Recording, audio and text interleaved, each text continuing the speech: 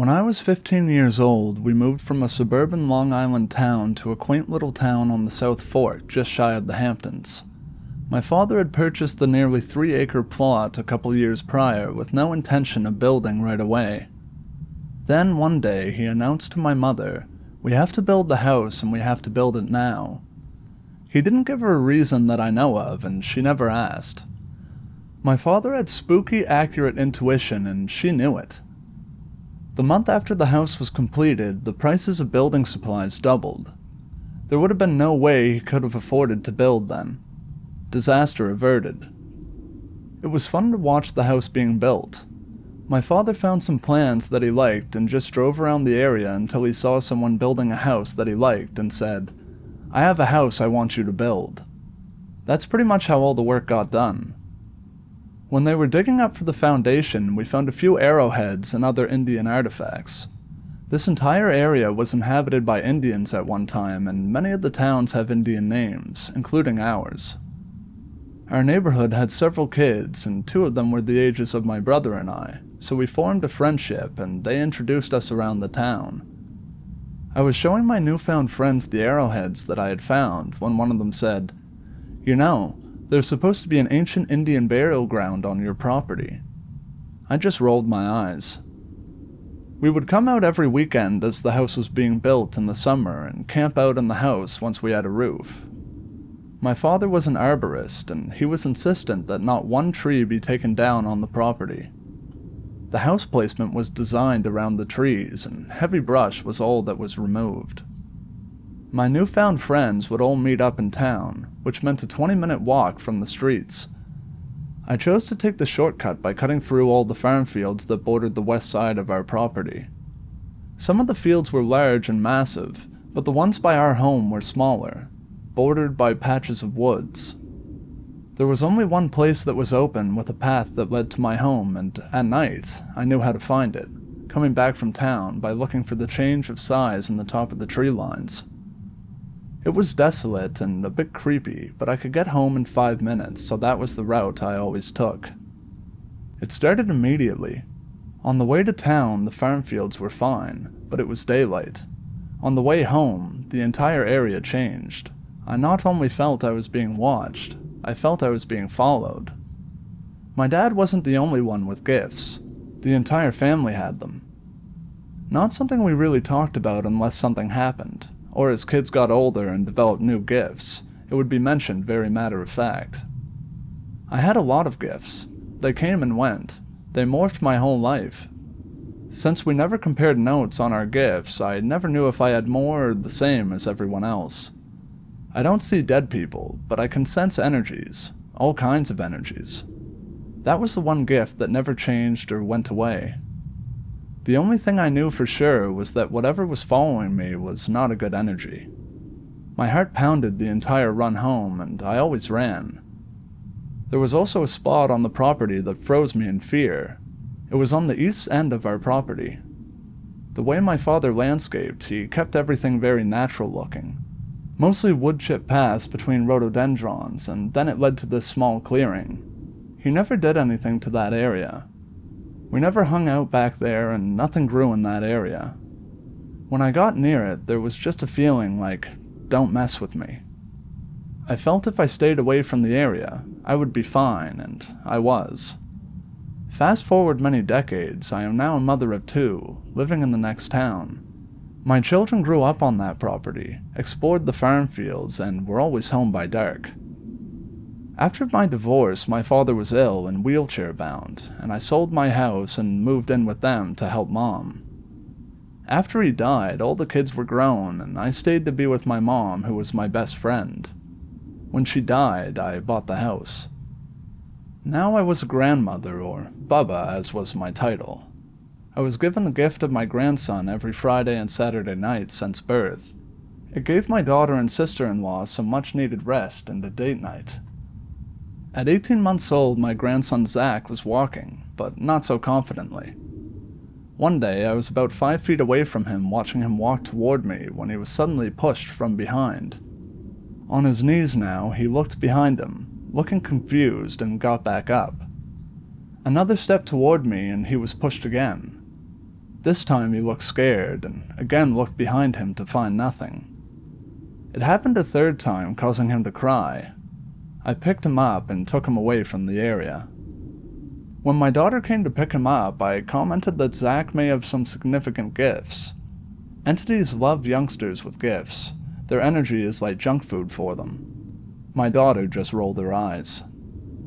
My dog has been by Zach's side from the moment he gets here until the moment he leaves. He's never more than a few feet away, and Zach loves him. I did, however, start to notice that Zach would not go into his playroom or bedroom unless the dog was with him, and if by chance he was not with him, he would call his name before going to the back of the house.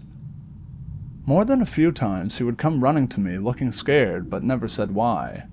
I would always check the rooms and saw or felt nothing. Then when Zach was about 3, musical toys would turn on in the middle of the night from the playroom, and Zach begged me to sleep in my room. When I asked why, he said he just wanted to be with me. I had recently had a dream that was so bizarre I recorded the details, because I never remembered them later, and there was a man who I didn't know in Zach's bedroom. I really didn't get a bad energy from him, but I didn't like that he was in the room with Zach. From then on, Zach slept in my room. I asked for guidance in a dream to know what I was dealing with. That night, I dreamt about 2 older teenage girls, all dressed in black and looking rather goth in style. They were sitting cross-legged, levitating with their heads nearly touching the ceiling, and the most notable part of the dream is they were afraid of me. Really afraid of me. So the next time something happened in the playroom that scared Zach, I went back there and told them, in my most pissed-off growl, that if they didn't leave him alone, I would end them. They did. Then, when Zach was 4 years old, he came running from the playroom with a look of terror I had never seen before or since. "Bubba, I saw a ghost." "Okay, Zach," I said in my most calming voice to settle him down. "What color was the ghost?" Over the years, I had seen plenty of white, gray, and black figures or masses, and started to learn just a bit of which ones to be the most concerned of, but his answer threw me for a loop. "Brown," he replied. "Was it a male or a female?" I asked. "It was a man." "Was he old like me, young like you, or Daddy's age?" I asked. "He was like Daddy," he replied. "What was he wearing?" Again, his answer threw me. "Underwear," he said. It really made no sense to me, and then I had a thought. "Zach, what color was his hair?" I asked. "Black," he replied. "Was it long or short?" "Long." "And was he happy or angry?" I asked.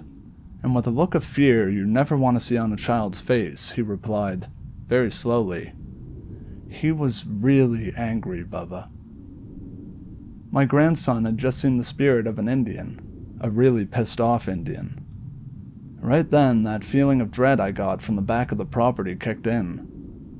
I remembered that earlier that day, Zach had been exploring on the property. The dog that guarded him from birth had died of old age and was replaced by a rescue, an Argentinian Mastiff, who gladly served as his replacement.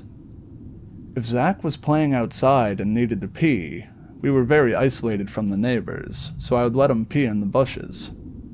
Did he urinate in the area I was told not to mess with? Did he do something to disrespect that area? I explained to him that maybe the Indian wasn't mad at him, maybe something made him mad, and he was trying to tell him. I told him maybe he is guarding something in the back of the property, and he should always be very respectful of that area when he's back there. No peeing back there. Don't drop any garbage back there from your snacks. Be respectful. I told my daughter about the Indian. She rolled her eyes at me. I didn't tell her about the legend, which before that moment I never believed. I never told her about the area that creeped me out. I never told anyone. We just didn't really talk about such things. Not that it was taboo, but unless it caused a problem or created an answer, no sense in bringing it up. There were no more visits from the Indian. Zach only walked around the border of the property on that area to see our new neighbor's farm animals. I noticed the dogs, I added a second rescue, would also only walk around the area bordering that clearing. They never walked on it. I rarely went back there, and during spring cleanup, the crew getting rid of the mounds of leaves would just blow them in that direction. Knowing that I never disturbed the area, and since nothing grew there except the trees, the leaves were a welcome mulch, keeping the area from getting any new growth. I had 2 acres of property surrounded by an electronic fence to keep the dogs on the property. One day, I came home to hear the alarm alerting me that the fence was not working. I called the company that installed the fence, and a technician came out to discover where the problem was. It turned out that in the area of the clearing, another neighbor who borders the property had recently sold, and the new owners were surveying the property, and the surveyors had hammered a stake in the ground on my property, and had snapped the wire. I saw the new stake placed in the spot where it should have been, and was quite annoyed because the hole from their stake was clearly visible, and they knew they had snapped the line, and the line was on my property. So after the fence was repaired and I paid the tech, I went back to the area to take some pictures. I planned on sending the company the bill for repairs. Taking pictures from my cell phone from various angles, I started stepping backwards and found that the leg I had moved behind me while backing up was sinking into the ground. Now, years of leaves were on that area, and as a result, of course the ground is soft, but this was beyond the sinking feeling. It felt as if my leg was being sucked up. I turned around to realize that I was now standing in that "don't mess with me" area, and I was terrified. What seemed like 30 minutes and was probably more like 30 seconds. I struggled to free my leg and then hightailed it out of there. Zach is now 9, and I am thinking of retirement, and that there is too much wrong with New York to be able to live out my retirement comfortably. I decided to sell the house as the market is hot and I live in a very desirable area. Even now, Zach will not go to the back of the house alone without one of the dogs, but he tells me he hasn't seen a ghost in the house in years. He says he doesn't remember the Indian, but since that was the only ghost I am aware he's ever seen, I think otherwise. Pictures are taken of the property, the house is listed, and I start looking for a big house in Florida, where my daughter wants to relocate. I'm planning on moving all of us down there and retiring. A month later, the house is on multiple listings. The price is reasonable, and other than the few families that came to the open house when we first listed, no interest at all. Nearly 2,000 views on Redfin alone, but no interest. I know of a psychic that I trust, so I ask her about it. She tells me there is a spirit on the property that doesn't want me to leave. I'm thinking it's the Indian. Zach is getting at an age where his gifts might be coming online. He is finally admitting to me that he has seen another ghost, a boy who comes to him every year and hangs out with him talking about video games. He calls him Daniel and says that this year his hair was blue. I know he watches a YouTuber with blue hair by the same name and ask him if that's who he's talking about, and he says no, but that Daniel seems to be aging along with Zach every year. This year, he talked about VR with Zach and how he has never played VR but would like to. It just wasn't around then. The psychic stated that the spirit was doing something not only to give people an off sensation about the property, but it even affected the photos online. She suggested a cleansing of the home and property. If Zach's gifts are coming online, a cleansing might be a good idea for him as well. I knew of someone I trusted. She lived upstate, but could do it remotely, so I called her. I was mostly concerned about the Indian. I didn't want to kick him off the property if he was truly guarding a holy burial ground, and I wanted to know if she could connect with him. I wanted to let him know that if he allowed me to sell the property, I would ensure the new owners were aware of the legend and would respect that area and not disturb it. Her answer gave me chills. "I can," she said. "The question is, should I? If he is guarding something holy, it's not a problem. But if he's guarding something dark, it could make things worse. A lot worse." She explained a cleansing would only remove negative energies from the property, so if there was nothing negative, the Indian would not be disturbed. I agreed to go ahead with the cleansing without trying to connect with him. She had done work for me before, and usually within hours I get a report of all the breakdown of whatever had been done, so when I didn't hear from her, I got a bit worried. 2 days later, I saw that she had tried to call, but I was working and couldn't answer the phone. She left me a voice recording on Messenger, which she had never done before, and the message was as follows. I found 6 spirits on the property, 2 portals and 1 very large negative vortex. I'm told that the Indians were involved in a battle, although I don't know when. They were not very good on time. An elder opened the vortex to frighten away the enemies, and it worked. Somewhat. But when they tried to close the vortex, they couldn't. To protect others from the harm of the vortex, 5 young Indian males sacrificed themselves and were buried in a circle around the vortex. They have been guarding it ever since. I have sealed the vortex, and the 5 spirits were happy to return to their tribe. The 6th spirit is that of a man, a nice guy who lived nearby. When his home was demolished, he entered your home and has been protecting it ever since. He said he would like to stay if you allow. He said he will also take on the responsibility of now protecting the property as best he can. What a story. What history.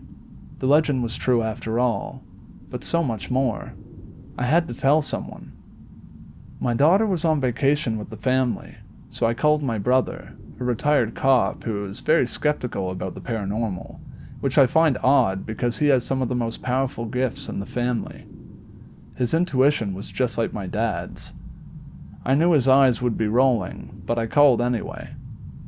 When I told him about the area that creeped me out and read the report, which had now been sent to me, about the vortex and the Indians, he gave as supportive of a wow as I knew he could. As I mentioned, I never told anyone my feeling about that area, and when he was trying to figure out where on the property it was, he mentioned he never got any bad feelings back there. I used to hunt back there all the time, and I never felt anything, he said. Was it by the cement slab? He asked. What cement slab? I asked. It's huge. How could you never have seen it? It's not on our property, but it's right on the border of our property. I never went back there, I replied. The area creeped me out, so I stayed away. What's back there? I asked. It's a slab foundation for a house. No house, just the cement slab. Then I read him the part of the report about the spirit who moved in after his house was demolished. The slab must have been gone for years when the neighbors erected their new barn for their animals. I didn't need to see his face to know he was no longer rolling his eyes. I spoke to the realtor. He will be relisting in about 10 days in a new format. I'm told that some minor residuals may linger on for a week or so. In 10 days, it should all be clear. But I have to say, how can you not tell the new owners that there are 5 young Indians who gave their lives to protect everyone, and their bones are in the backyard, and that area should still be respected? Zach will be back in the house on Friday. I wonder if he will still need the dogs to go to the back of the house.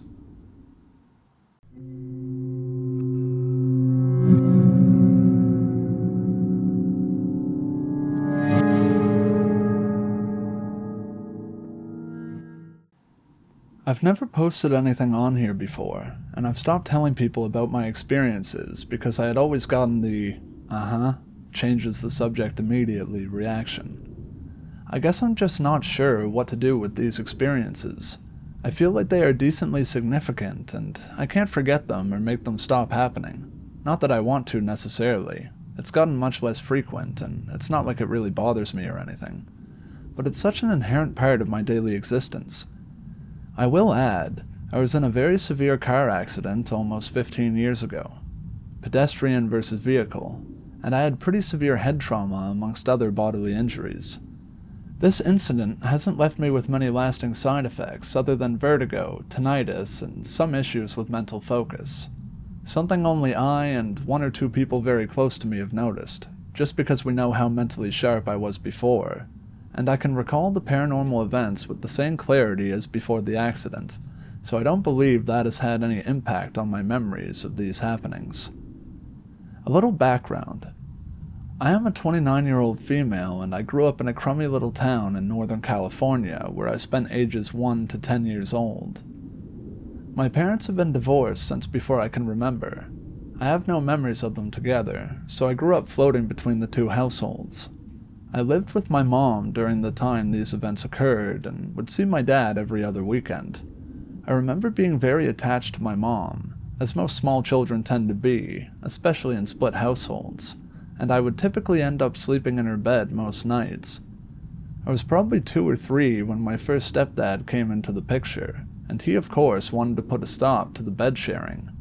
He worked a pretty stressful job with long hours and didn't need a wiggly toddler messing with his sleep schedule, and as a parent now, myself, I totally get it. I recall that I didn't take very well to it initially. I would wake up in the middle of the night, go to my mom's room, which was directly across the hall from mine, try the doorknob, and find it locked. I would just sit there and knock until either my mom came and got me, or sometimes my stepdad would tell me to go back to my own room. At one point, my stepdad sat me down and had a conversation with me about how I needed to stay in bed unless it was an emergency. We all needed to get as much sleep as we could to stay healthy and have energy to go to work and school and play, etc., etc. So I got the hint, and eventually I was able to stay asleep through the night, and I wanted to make sure no one got sick or tired because I was waking them up in the night. So even if I did wake up, I did everything I could to fall back asleep and stay in bed. The house we lived in had always given me some bad vibes, even at such a young age. I could just tell that there was something wrong with it. It felt heavy inside, and just about any time I turned a corner or entered another room, it felt like there was going to be someone or something waiting for me. Having our dog Zephyr had helped a bit. He was a Rhodesian Ridgeback. They are a larger breed, pretty muscular, very loyal, protective, and intelligent. He slept in my room at the foot of my bed most of the time. The first encounter I experienced was when I was probably 4 to 5 years old, and at this point I had developed a solid sleeping pattern and rarely woke up throughout the night. I remember waking up, like my whole body was just wide awake. I was completely alert out of a dead sleep. I looked at my digital clock on my nightstand and saw it was 2:14 a.m. I have no clue why I remember the exact time with such clarity. I remember just about everything about the entire scene in vivid detail, as a matter of fact, and I just kind of looked around my room wondering why I had woken up. I looked towards the foot of my bed, which was facing my open bedroom door where I could see the small hallway and across it to my mom's closed bedroom door. The hallway light was on, which was normal. Nothing amiss. I saw Zephyr at the foot of my bed and noticed his ears were perked and he was alert as well, with his head lifted and focused on the hallway, but still sitting down. I suddenly had a really overpowering sense of alarm come over me. My heartbeat sped up and my breathing got shallow, and I remember feeling like I needed to get out of there, out of my room at the very least, and not be alone. The sound was muffled at first, kind of like it was down the hallway and maybe coming from the garage, which was past the kitchen. It was a dragging sound, like something heavy wrapped in cloth being dragged across the floor. Then a heavy, dull thump, followed by a low moan as if someone were in pain.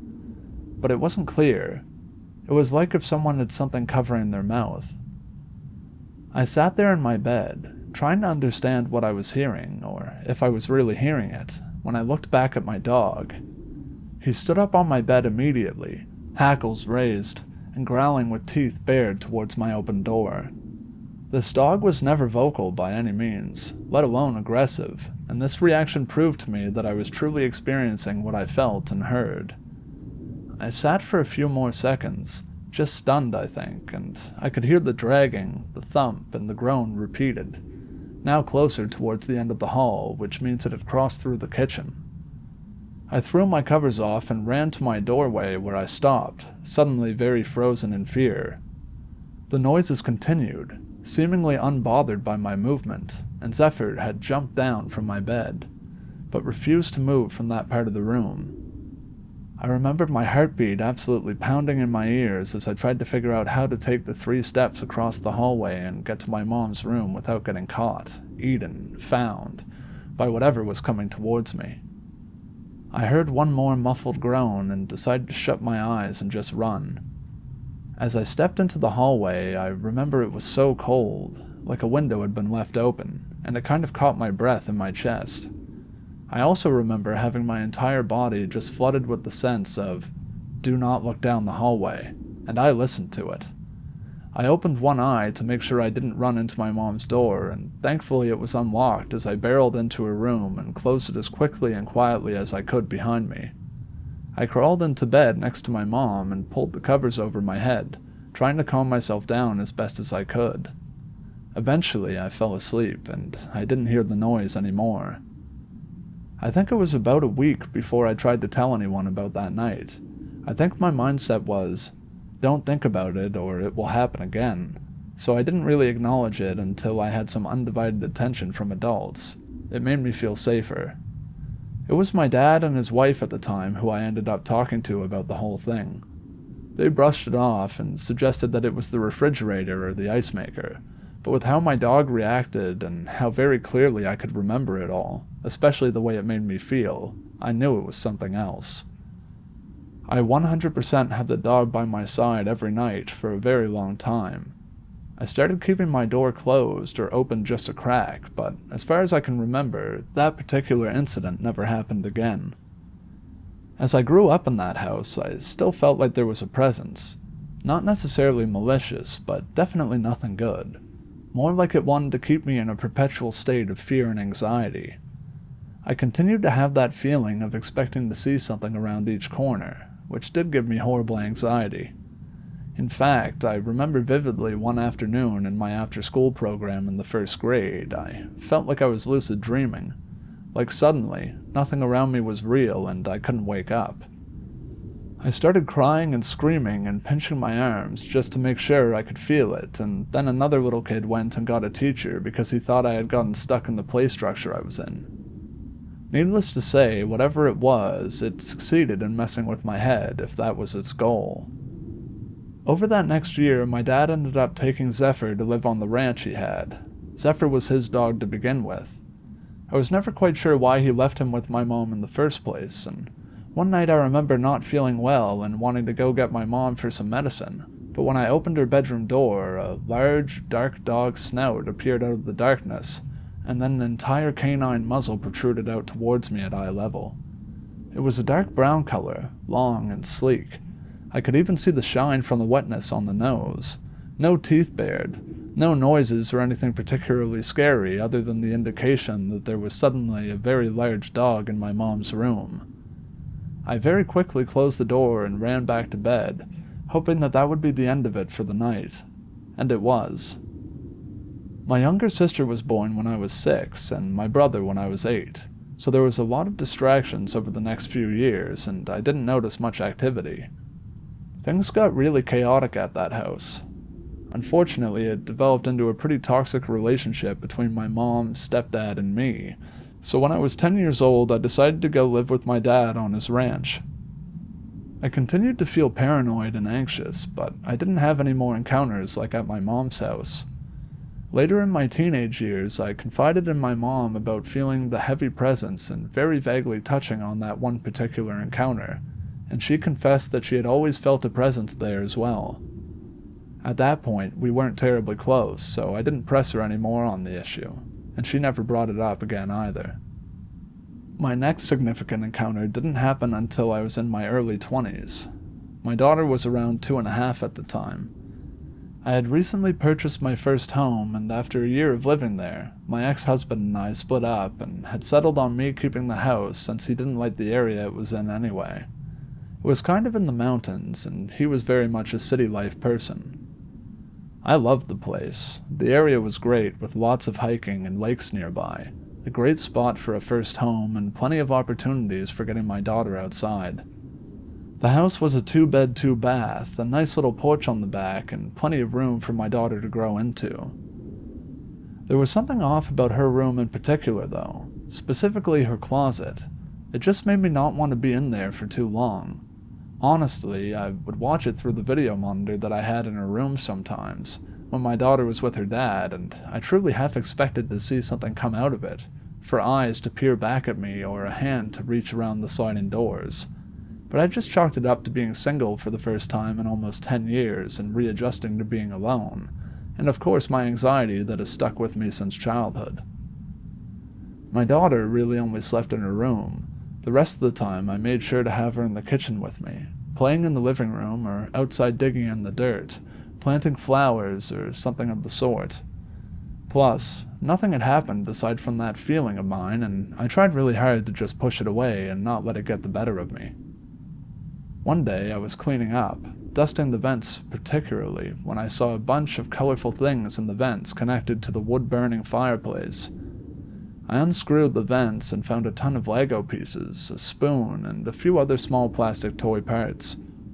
I thought to myself, well, it's safe to say there was definitely a little kid living here at one point, as I smiled and imagined a toddler happily pushing their toys into the vent on the wall, having the time of their life, and some poor mother wondering where that spoon went. As I scooped out more of the Legos and other junk, I found a card at the very back of the pile that turned out to be a driver's license. I cleaned it off and saw that the expiration date was still a couple years away, meaning it must have been renewed fairly recently, and decided to look up the person to see if I could return it to them. It had been about a year of me owning the house, so I figured they most likely had gotten a replacement, but I was strangely curious about this person. I thought it was a little strange. The license belonged to a younger girl according to the birth date on the card, but she didn't have any social media, nothing on LinkedIn, really no internet presence at all, which I feel is pretty rare today. The only thing I could find connected to her was an old blog post. I think it was only a couple years old at that time, and she was kind of venting online about how her family had abandoned her and they shunned her for practicing a certain belief system that is constantly misconstrued and sensationalized to be something that it's not. I don't want to name it here just because based on what she said she was doing, the rituals and summoning, I don't believe she was following practices in line with this religion, and I don't feel right associating it here. I think she may have been confused herself. I will say I ended up shredding the license and never got in touch with her. She talked about her boyfriend that she lived with and the child they had, and how they were all very happy together and better off without her judgmental family. She went on to say that she'd had a miscarriage decently late during a pregnancy, not sure if this was before or after she had the child that lived in the house with her, and she was very obviously grieving for a long time. In one post, she claimed to have summoned her lost child's spirit. I felt like this could have been connected to my strange feelings about my daughter's room, but I kind of felt like I was being paranoid and once again didn't want to let it get the best of me. I held on to this mindset until one night I woke up to my daughter crying. It was a little louder than her usual "I'm awake" cry, so I checked the video monitor I had on my phone. I saw her standing up, holding onto the railing at the foot of her bed, looking just to the left of the monitor camera. She was crying and suddenly started screaming in a way that I had never heard before, with so much terror and fear. I watched for a second longer when she raised her arm and pointed at something, also just to the left of the monitor. I sprinted into her room, not even thinking to look at the wall near the monitor. I scooped her into my arms and asked desperately, "What's wrong? Are you okay? What is it?" She continued crying, and her arm, still raised and pointing behind me, began raising up towards the ceiling, while her eyes followed, and she was able to say through tears, "That! Make it stop! That!" I followed her direction and looked up where she was focused, but saw nothing. The room was so heavy, though, and that closet. There was such a sinister energy with it. I took my daughter into my room, and we slept the rest of the night in my bed. The next day, I dropped her off with her dad for the weekend, and I immediately went and bought sage to burn. I had never done anything like that before, and tried to research as much as I could about how to be successful with it, so I gave it my best shot. I took an abalone shell, burned the sage, and walked through my home speaking and projecting positive energy into my space, and releasing any negative energies that may be stuck. I went into my daughter's room last, really wanting to take my time in there. My voice shrank a little, my hands shook a little, but I went on very intentionally. I wanted to really focus on that closet. I had to. As I continued speaking and moving closer to the closet, I pulled one of the sliding doors back so that I could get the sage inside that space. The words got stuck in my throat and my breathing stopped involuntarily. On the back of that sliding door were several strange symbols and things that looked like they might be words in a different language, and then what seemed like scribbles of nonsense. I immediately cleaned off the door as best I could and as fast as I could, and finished up the rest of saging the room. I wish I had taken a picture or something so I could have researched what they were. It could have also been nothing but nonsense, but I suppose it's for the best either way. After the saging, my house honestly did feel lighter, and nothing ever happened like that night again. My daughter slept much better, and my mood in general seemed to improve. I ended up selling the place a couple years ago, and have since moved to a different state. And ever since then, my life has been fairly uneventful in the paranormal area. I did seem to gain this sense of premonition almost. It started when I was around 10 to 12, and got progressively stronger with age. It's kind of cool, kind of useful, kind of a bummer sometimes because I get very clear thoughts, almost like it's spoken to me, but in my head, just like a very confidently stated fact. I can get into that in a different post though. This has gone on for much, much longer than I anticipated, but it feels really good to be able to get it out in a community where these kind of events are actually given credibility. Does anyone have any idea what could have been going on in my childhood house? I went back for the first time in probably 10 plus years to get some old belongings. Mom still owns it, younger brother sometimes stays in it, but otherwise it is unoccupied, and that heaviness is still very much there. I was told at one point that it was a drug house right before we moved in, and I tried Googling the address to see if there were any reports about deaths or any particular heinous occurrences that took place, but I couldn't find anything.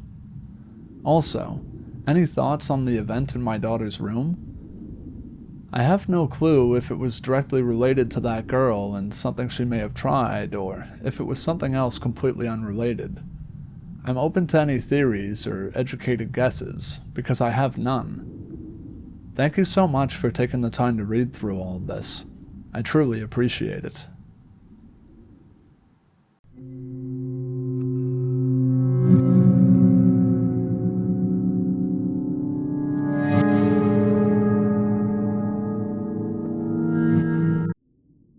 Hey there.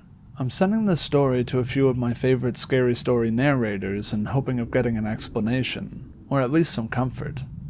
This happened in June of 2022, and I haven't been able to stop thinking about it since. My buddy lives in a rural Welsh village, one with a population of what I assume to be less than 100. Houses are fairly spread out, and it's around 3 to 4 miles away from the nearest town/other village. When I head up there to stay with him, we enjoy going on nighttime walks along the country lanes, since it's really quiet and there are barely any cars out after 10 p.m., and this particular night was no different. I feel the need to include that his house is connected to an old chapel, and he's responsible for cleaning it, looking after it, etc. Beforehand, we had been screwing around in the chapel, throwing footballs around and having a laugh. This is relevant to the story, I think anyway. But we thought nothing of it, and less than half an hour later we were headed out to go on a walk. It was me, my buddy Lucas, and our other friend Reese. Now Lucas knows these roads like the back of his hand. He's lived there practically his whole life and has walked this particular route that we headed along more times than he can count. We were walking and ended up just about a mile away from the nearest village, where an old abandoned hotel used to be. The building's been knocked down by now, but there are fences blocking where it used to be. This didn't creep us out much, but what happened next did. Lucas pointed through a thick layer of trees at what seemed to be a house with no lights on at all, and despite walking this way many times before, he had never seen the house. He insisted that the architecture was a lot different to the houses we usually saw around this area. Sort of European or Germanic, as he claimed. His family is German. He wanted to get a closer look, but the house was blocked off by a construction fence too, which we thought was really weird. I shone my phone light through the fence and we got a quick glimpse of the actual building, but then came a weird feeling of dread, and we all got this feeling at the same time. It was eerily quiet. No wind, no bugs, no nothing. Now feeling incredibly uncomfortable, we continued along the trail a little further away from the house. Nearby was a wall blocking off a field, and so we sat on the wall to kind of comprehend what had just happened. Across the field, about a mile off, maybe less, was the village's church. We had tried to laugh the situation off, covering our uncomfortable feelings with jokes, until a single church bell ring rang out from across the field. Just one. By this time, it must have been around 11:30 p.m., so it wouldn't have made sense for the church bell to be ringing. And even so, it only rang once, which wouldn't have made sense either. We all kind of looked at each other, and Reese insisted that she felt like we shouldn't have been there, speaking exactly what we were all thinking. Me and Lucas agreed, and we quickly continued onto the path and through a wooded area. The walk back to Lucas's place was long and grueling, and the feeling of dread didn't help at all. We didn't speak about the experience the whole way back until we felt safe enough to. Lucas was hung up on the fact that he had never seen that house before, and had never felt that uncomfortable in this particular area before, despite doing this nighttime walk countless times. So, we searched around the area on a live satellite system, and discovered that where the house should have been, there was nothing but a patch of dirt and some shrubbery. The whole situation seemed completely messed up to us. Everything just felt wrong. The house, the church bell, even the feeling we got whilst being in that area, the feeling of not being welcomed. Reese did a quick search online on ley lines and if any of them cross each other in the area. Ley lines are prehistoric lines that run across the UK, and some believe them to be hotspots of paranormal activity. And much to our horror, we discovered that exactly where we were sitting on that wall, 2 ley lines crossed each other. To us, that explained why we must have felt uncomfortable, like we weren't welcomed. We decided to go back the next day, and in the daylight discovered that the house was not there. The 3 of us were completely sure that we had seen a building, Lucas going as far as to say that he could see the architectural structure of the house. Even in the comfort of daylight, the area just felt wrong. It sounds insane, I know, but it's been itching my brain for the past few weeks, and I needed to tell someone about it, because my family don't believe me. Lucas and Reese's families don't believe them. I'm hoping by getting this story out there that someone might have an explanation as of why the house was there and then suddenly wasn't. An explanation as of why we felt so scared and dreading what would happen if we stayed in that area. I can't help but think it had something to do with us messing around in the chapel. Maybe I sound completely insane, but this whole situation doesn't sit right with me. We all felt the same thing, and we're certain that the house was there that night and then wasn't the next day. We know what we saw and what we felt, but have no explanation for it.